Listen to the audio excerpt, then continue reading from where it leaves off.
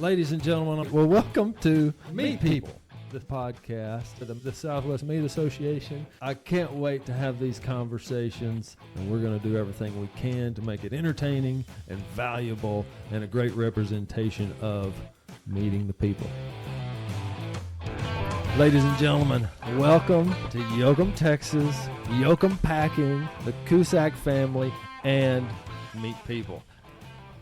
I'm doing all this to kind of like be fancy, but it is cool.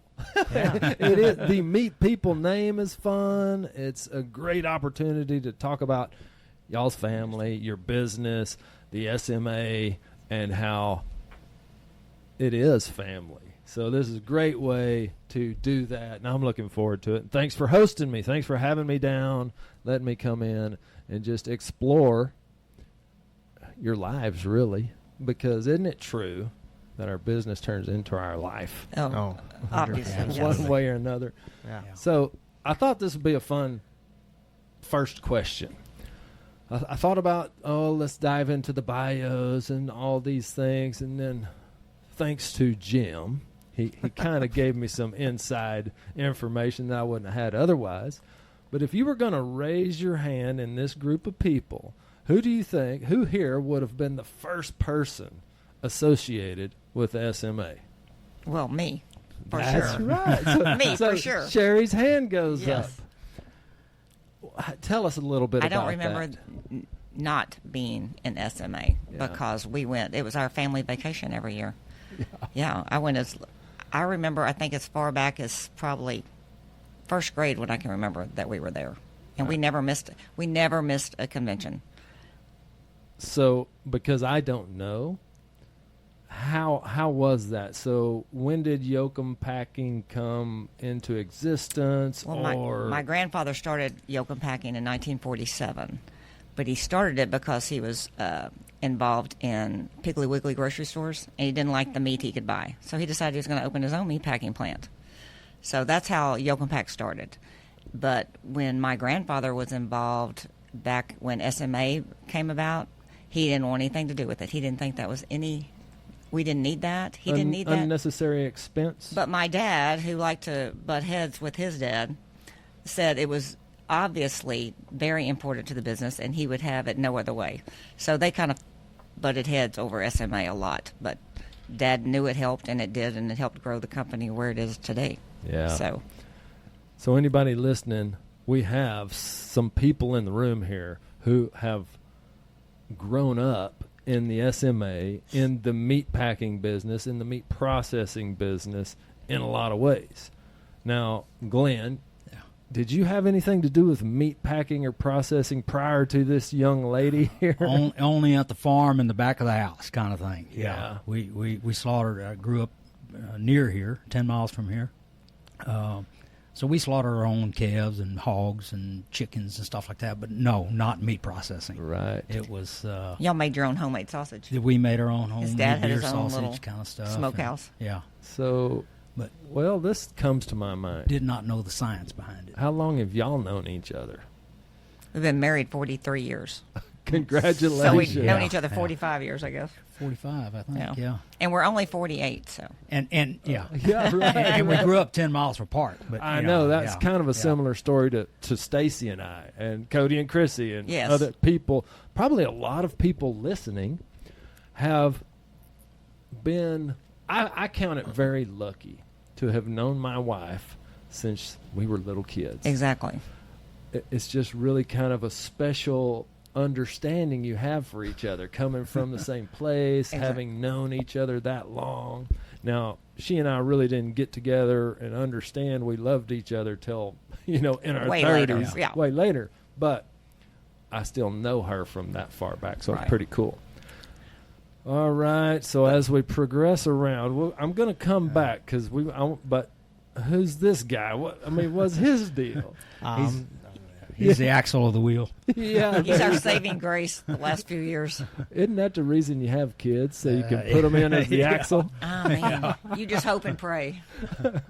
You'll understand. You've got one on the ground, but as you get a little farther down the road, you start understanding how valuable, how important, how beautiful it is to be able to have a family business, to have a kid that cares or wants to be a part of it. Right. Because that doesn't always It's happen. hard. No, doesn't always happen.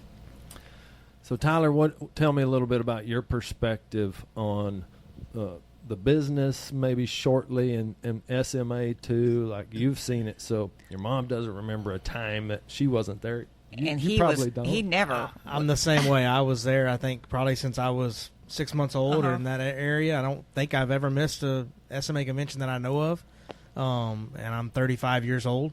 So, yeah, I've been around and involved in SMA, and everybody says I've known you since knee-high to grasshopper kind of deal. Part of the SMA. It's part of the SMA family. Family. The culture, that aspect of SMA really draws. It's important for us as a family-owned business to be a part of an organization that's family-oriented, where you can bring your kids and stuff like that to the convention, and everybody's welcomed. I want to give you a big high five or a rose or a thank you for coming along and getting involved. Right. Like, so you get on the committees, in the leadership, making those decisions along the way that keep the organization relevant. We need all those young minds, and they think outside the box, where we get stuck in the same rut. They think outside the box and keep it going. And I mean, at 48, you understand I do. 35 is I a big do. It's difference. a big difference. But it is so true. I mean, I even think about it. You probably think about it in your business here. Tyler plays a role pretty good, but sometime along the way, somebody's going to need to come and kind of interject a new perspective. Exactly. His son is not getting old enough fast enough. Right, Yeah. right. The quicker he could get That- there, that's The better. right. and if the good Lord will bless us that he cares and wants Right. to be Yeah. involved, you know, you got to play that a little Yeah. bit too, Oh, because yeah. sometimes it just doesn't interest them. Right. They're going to have more success, more fun, a better career somewhere Somewhere else. else. Okay, so But my dad was president of the SMA once, Mm-hmm. and then Glen's been president of SMA 3 times. Yeah. And so now it's like it's kind of strange to me that they've all been in the leadership role of SMA. yeah, I just want to pause for a minute because it's really special, you know. Yeah. So thank y'all.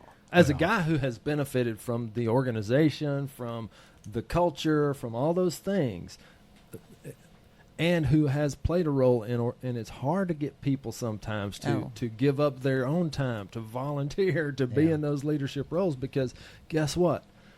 Some of the decisions you make won't be loved Right. by Yeah. everybody, No. and then Well, you got to navigate that. I mean, Yoakum Pack has gone through so many different changes over the years. Excuse me.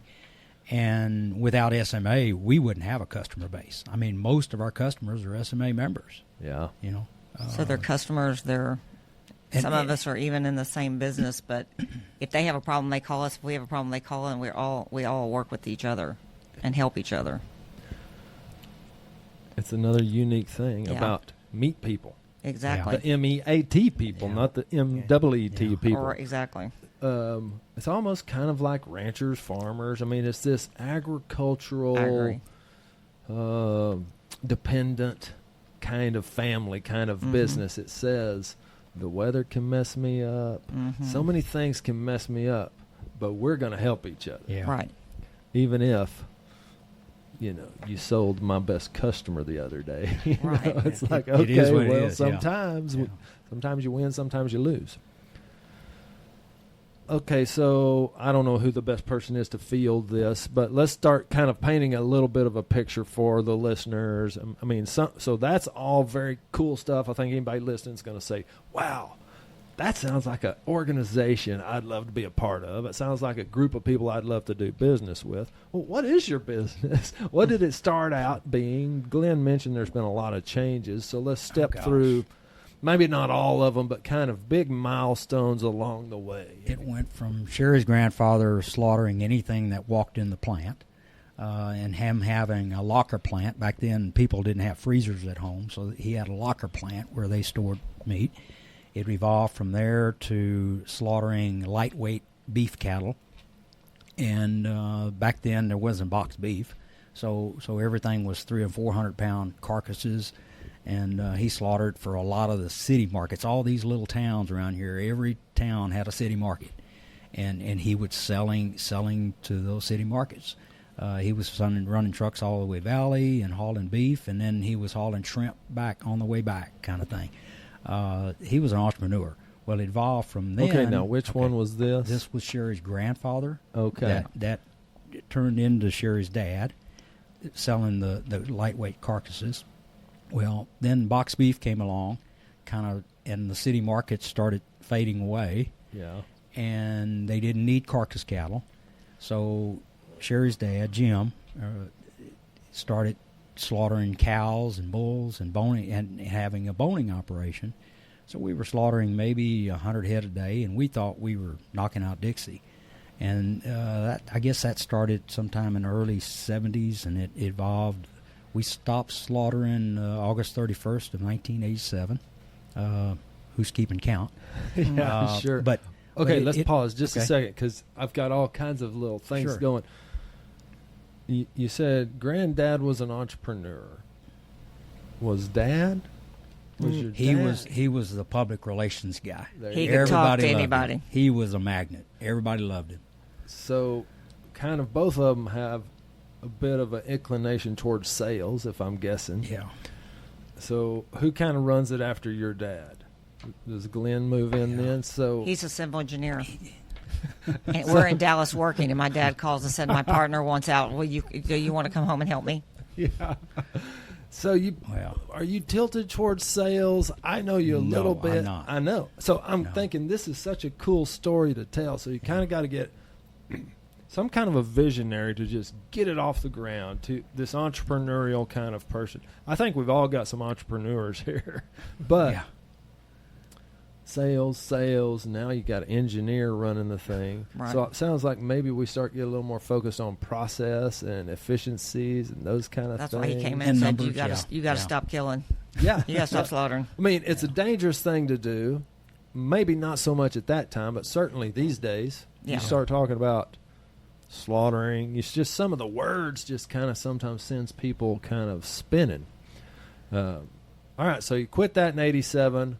What was the plan? We were always smoking hams and turkeys and things like that. So we just kind of expanded that business. I mean, we at that time probably had 60 or 70 employees. We probably laid off 40.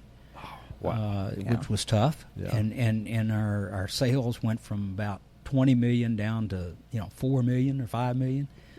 So it was tough, but we struggled through that and picked up some good accounts like HEB and some of those big accounts.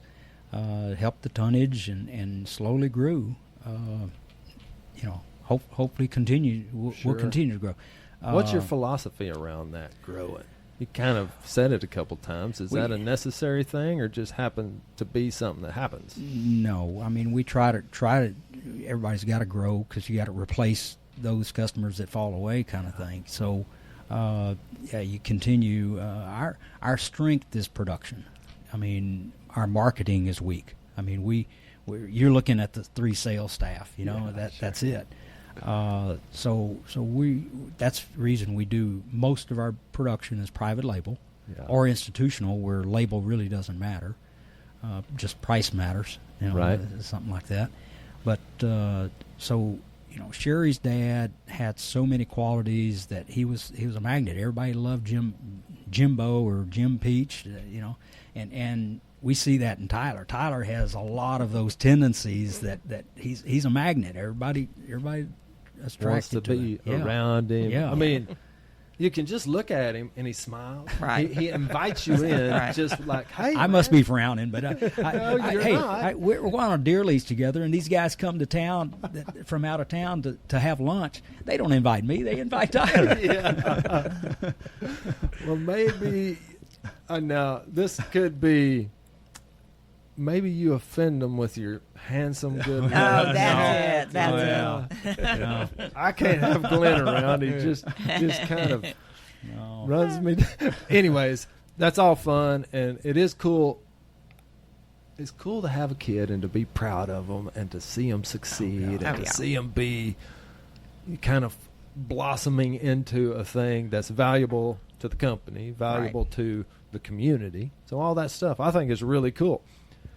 I'm glad you're vulnerable enough to share those things. I mean, because if you don't share it, how's anybody going to learn? How's anybody going to understand? Well, in the early 2000s or 2010, Sherri and I were like, what are we doing? Who are we handing this off to? Tyler was in the meat science. He worked at the Rosenthal Meat Lab all 4 years and knew the science behind everything. And when he graduated, he decided to go into construction and oil field kind of stuff. And so we were kind of twiddling the thumbs like, okay, is he ever going to come back or take over the business? And we were on a trip one time, and I said, hey, do you ever want to come back to Yoakum Pack? And he was like, I'll give my notice in a week. So wow, hey, you just been waiting on him to say that. Did you know you wanted to come back, or were you just kind of waiting to be invited back? So that's a great dynamic. I'm interested in exploring, because how family businesses make it from generation to generation is, I'm sure, interesting to anybody listening, anybody that has a family business. Did you work here? Did you love the work always? Talk to us a little bit. I always worked here, like Christmas time when it was really busy, that kind of stuff. Rodeo. Doing rodeos. We do concessionaire businesses. So Houston Rodeo, Dallas State Fair, weekends, if it didn't mess with football or baseball at that time. But always Christmas time, Christmas breaks, I was always here working, packing Christmas packages. We do a lot of that, corporate gifts, that kind of stuff, making hot shot runs to this customer. And then, like, during college, always spring break was always at Houston Rodeo, weekends, that kind of stuff, working that. But I was always involved in the meat industry, obviously going to SMA, but my 4 years at A&M, working for Ray Riley at the Rosenthal Meat Lab. So after those 4 years, I just wanted to kind of do something different, do something on my own, and just try something different. So I went in the oil field and did that for, I guess, two and a half years, something like that. And we were on a fishing trip. Brother-in-law's actually bachelor party, I think. Yeah. Oh. And I was pretty miserable. I was living in Asherton, which is near Carrizo Springs, near the border of Mexico. Yeah. And it was pretty miserable. No social life, no girls. It wasn't fun by any means. Your phone was constantly going off, even when you're on your days off, kind of deal. Yeah. And we were building pads and roads and pipelines, stuff like that. So it was just one of those. I was just kind of waiting on the more invitation to come back. I didn't want to come back and be like, okay, you got to give me a job, kind of deal. I mean, that wouldn't. I wanted him to be his decision. I didn't want us to ask him to come back, and then he'd be miserable here. That's piece of that navigation. It is. It's this kind of dance. Like, do I say it? Do he say it? Who's supposed to? Right. Which makes me think. Now, do you have any siblings? I do. I have a sister. Are they involved? No, never have been. She married a guy, and they lived in Houston, and we're always city. They live in Seguin now, but yeah.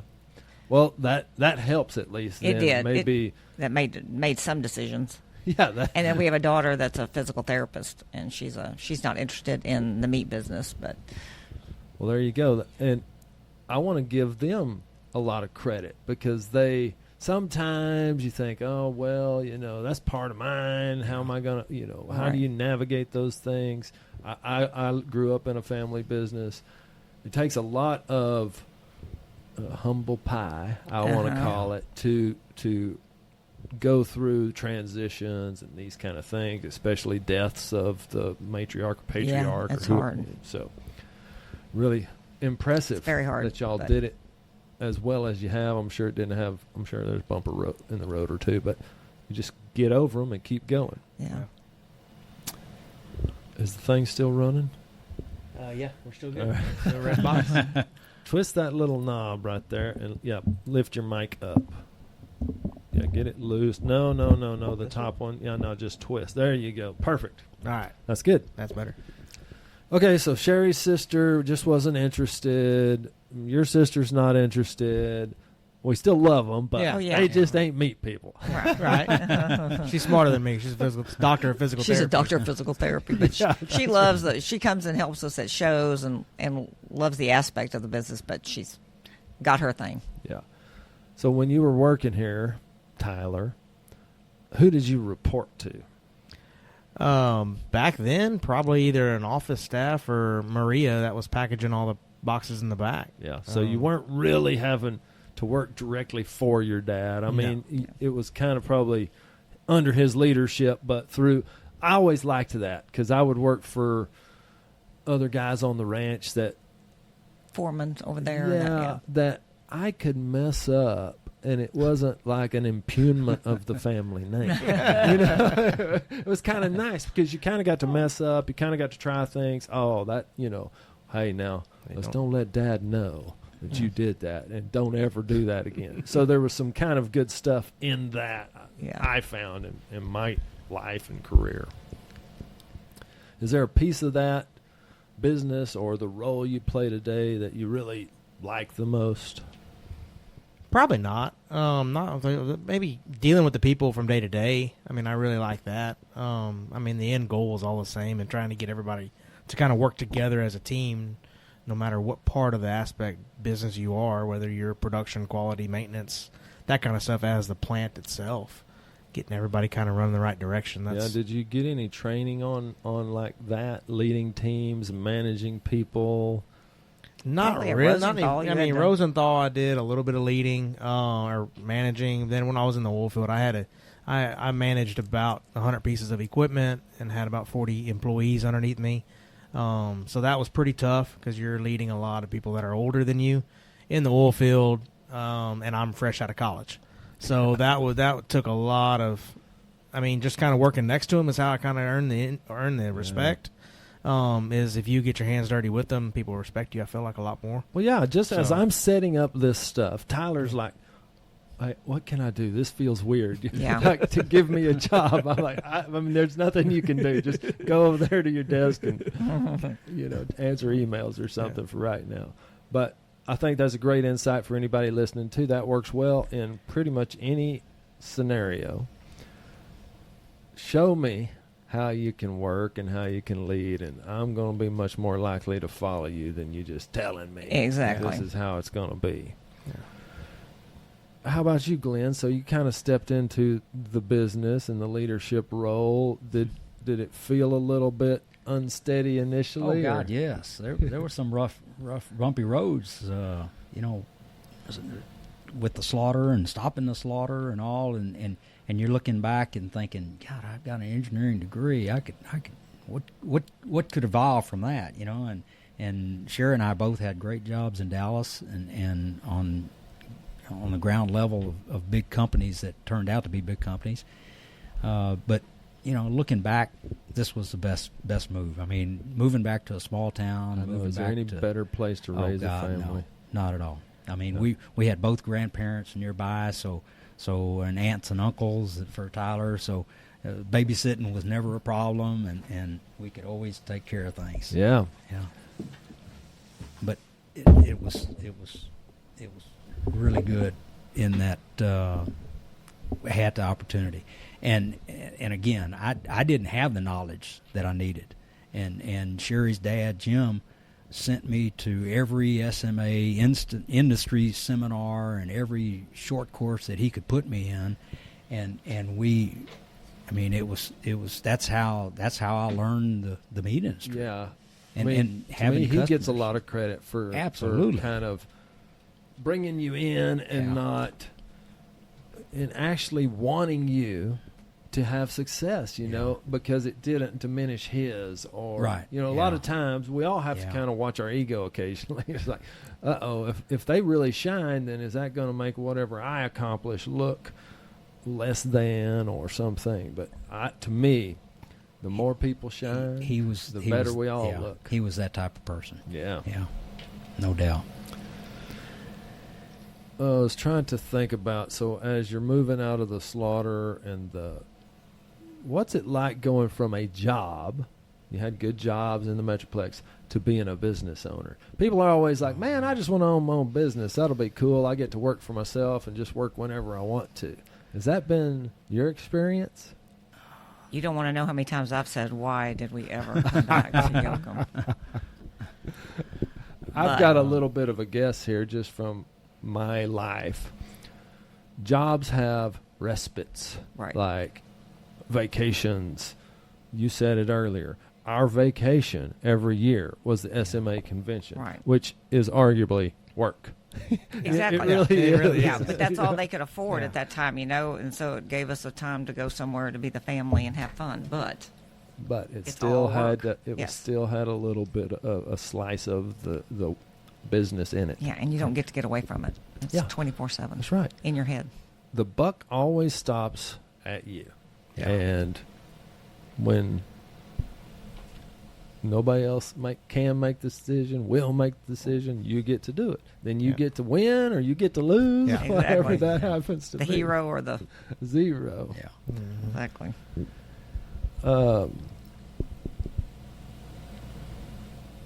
I'm just curious. I'm sitting here thinking. You talked about marketing kind of being your weakness. I see farm pack kitchens. Do y'all do an online business at all? Yes. Okay, so you're selling online. I see you have a little place to sell it Retail. here locally. You're working at these rodeos and fairs and this kind of thing. That seems super labor intensive to me. It's extremely. So, who are the people? Name me 2 or 3 people, or maybe 10, whatever. Some of the people at your company that you just say, man, that's somebody that's been here forever. That's one of our people that takes care of things. And now, everybody listening, I could see in Glen and Sherri and Tyler's face, Neil, you idiot. Why would you ask this question? Because we can't name everybody. We love everybody. There's nobody that's not important. Right. But we all know, I can think of a guy named Joe Henderson. He worked on the ranch, and he was just a guy that I really loved. And I think they may listen to the podcast. It'd be kind of cool. I like to record the names of the people. So, at the risk of not naming everybody, who comes to mind? Connie, for sure. I say Connie Williams. Connie Williams, she We- runs our office. Sure, she's the office manager. And She what- kind of keeps the whole morale, I think, going of everybody. So she does a lot while we're gone at shows and fairs. That's You a have great to- insight. You have to have somebody when we're gone for a month at a time, and then of course they have a great plant manager that. Yeah, I mean, you point out. I mean, Sherri and Tyler and I are gone a solid maybe 5 weeks in spring, and we're gone 2 months in the fall for the state fair. Yeah. So you've got to have continuity here, and Connie's the She's axle of the wheel. She's then our axle. the other one that I would name would be Aurelio Cardona, that is our production manager, And he's been with us here for 40, 35, 40 35, years. 40 years. And we've got a number of employees that have been here over 20 years, Yeah. which is really great. And they're all, like I said, they're all great people. They put in so many hours. It's amazing. I mean, Well, I'll bet money if you ask them, they say, we love working here. It's a great environment. It's a cool place. We're proud of our products. You'll find any place that is able to keep people for that long, you can't ever pay anybody enough No. Yeah. for those kind of things. It That's has right. to be something they're enjoying themselves, and they feel appreciated, seen, all those things. All right, well, high five to Connie, and what was his name? Aurelio. Aurelio. Yeah. Anybody listening, it also gives you an opportunity to just think about those people you work with. Maybe you're an employee and it's just a friend of yours or a peer in the business that you think of, but nobody does it on their own. Yeah, There is that's right. just no way to do it all by yourself. So the people matter so much. Yeah. Which is one reason I think the Meet People podcast is really cool, because it is talking to the people and recognizing the people. All right, so really thanks for all those insights into your business, your brand, how you guys operate, how you've found the successful path forward for a family business. I think everybody listening can really appreciate that. I do. Like, Yeah.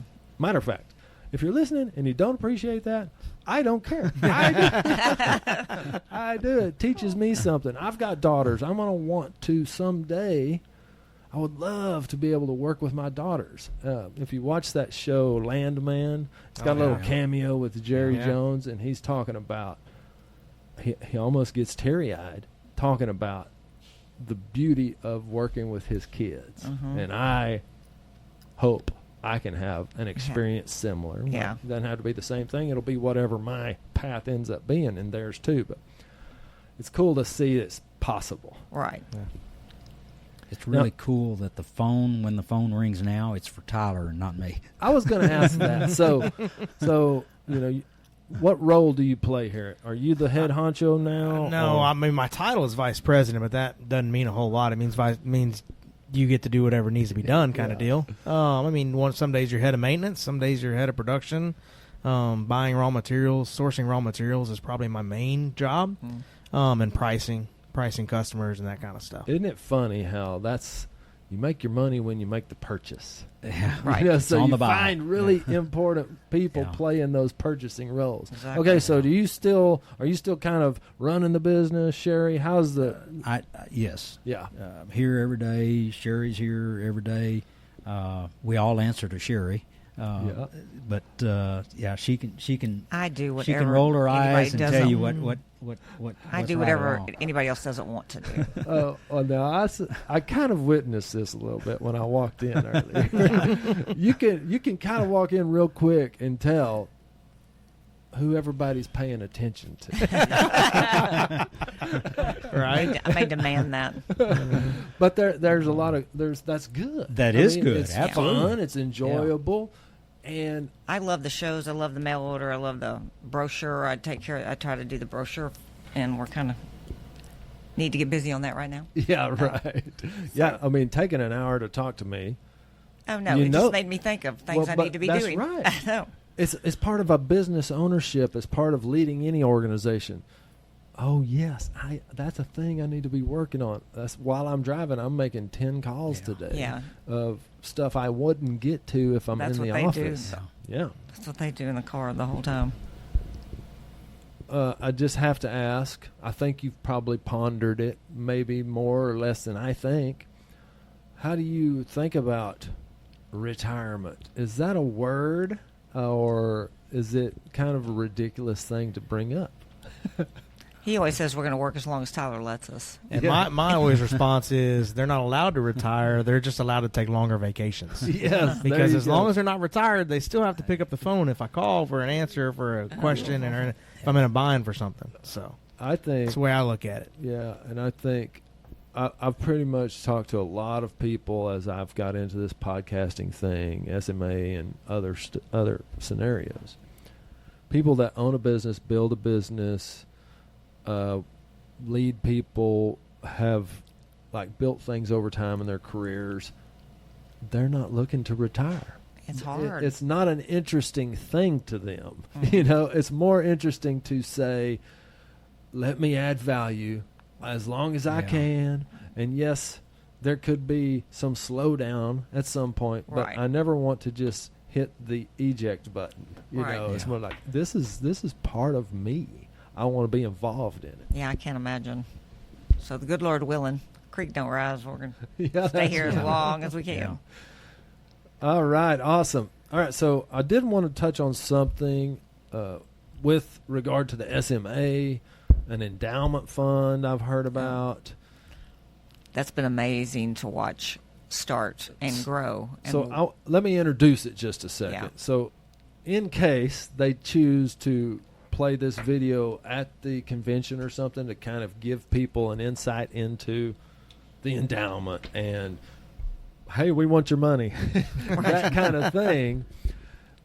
Welcome to this conversation with Glen, Sherri, Tyler about the SMA endowment, how we can grow it, how it will be useful to the people.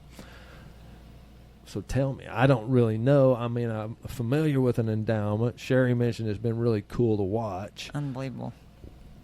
Glen, what is it? Oh, gosh. I'm trying to think of the number of scholarships that we give away and educate these kids to come back into the industry. I think it was, $150,000. We've given over $1 million over the lifetime. Now, let me make sure I'm not off base.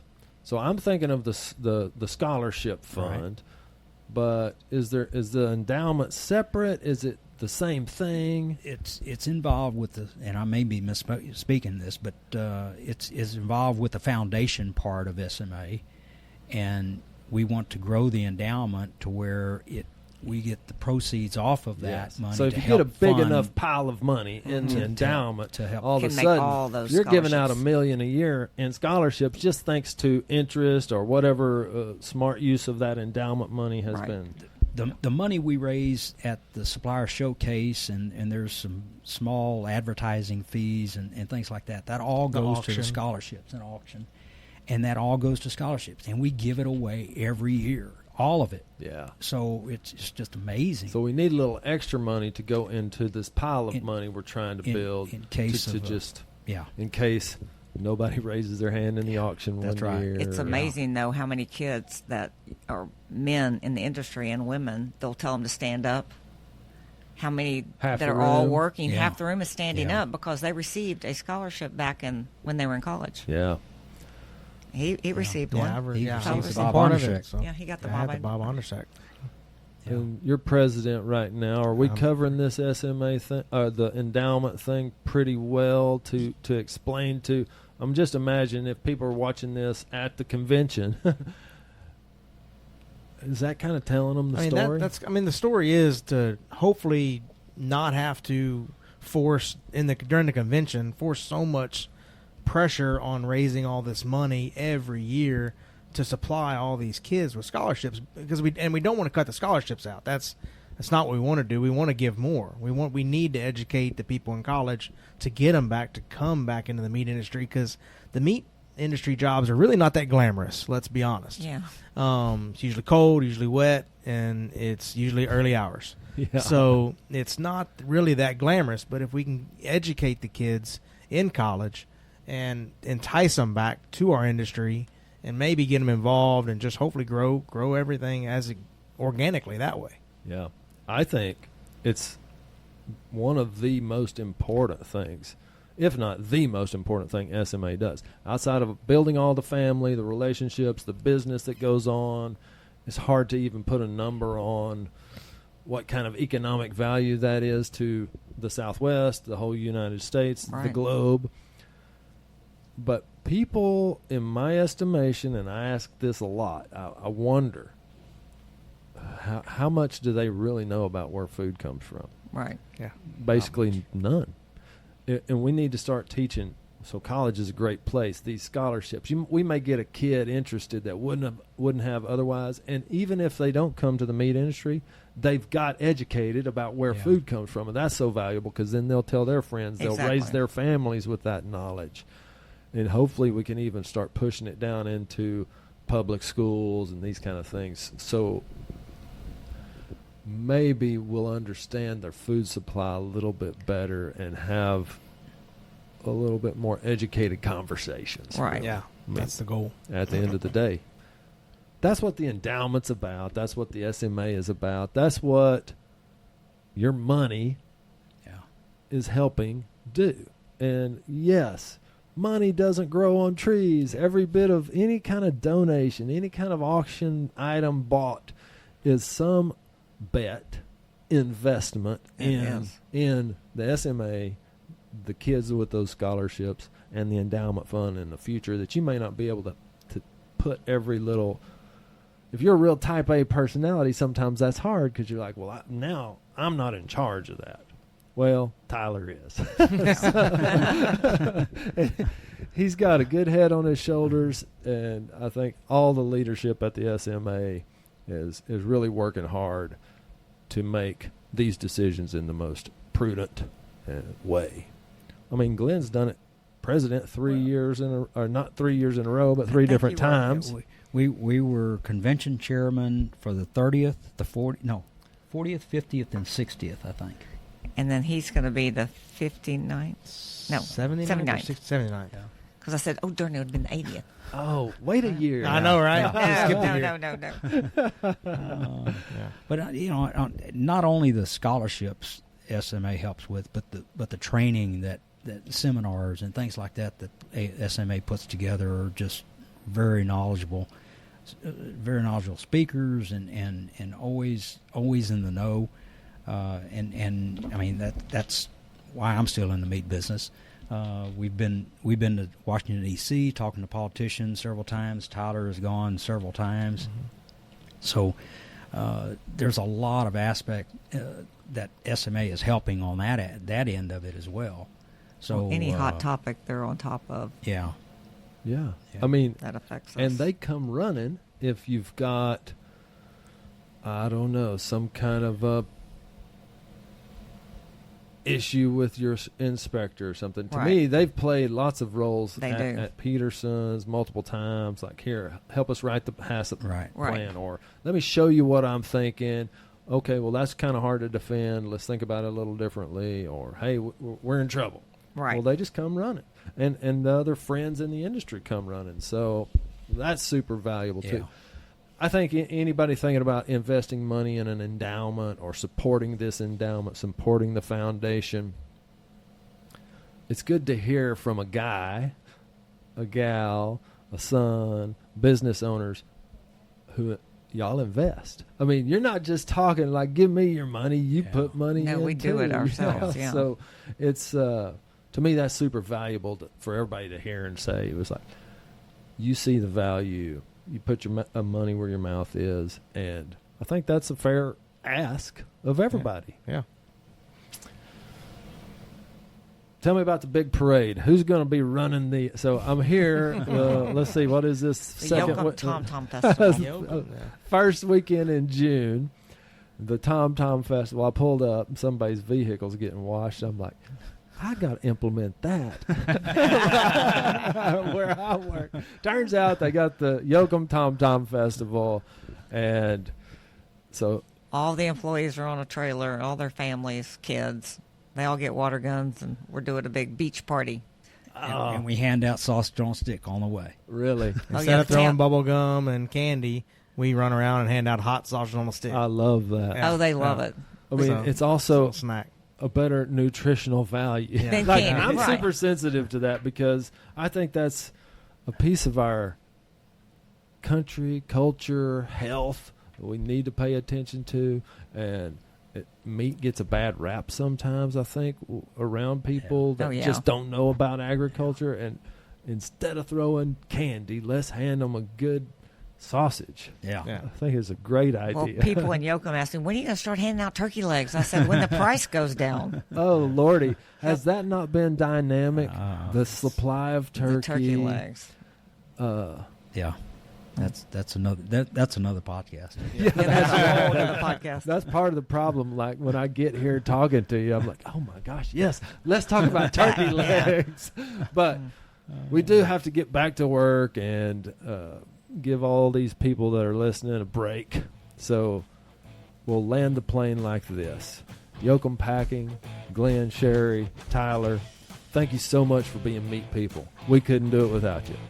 Well, thank you for coming and visiting the Metroplex of Yoakum, Texas. Appreciate you being here. And we love this meat people idea. It's great. Y'all come back next time. We'll be talking to somebody else all about meat people. All right. Thank you.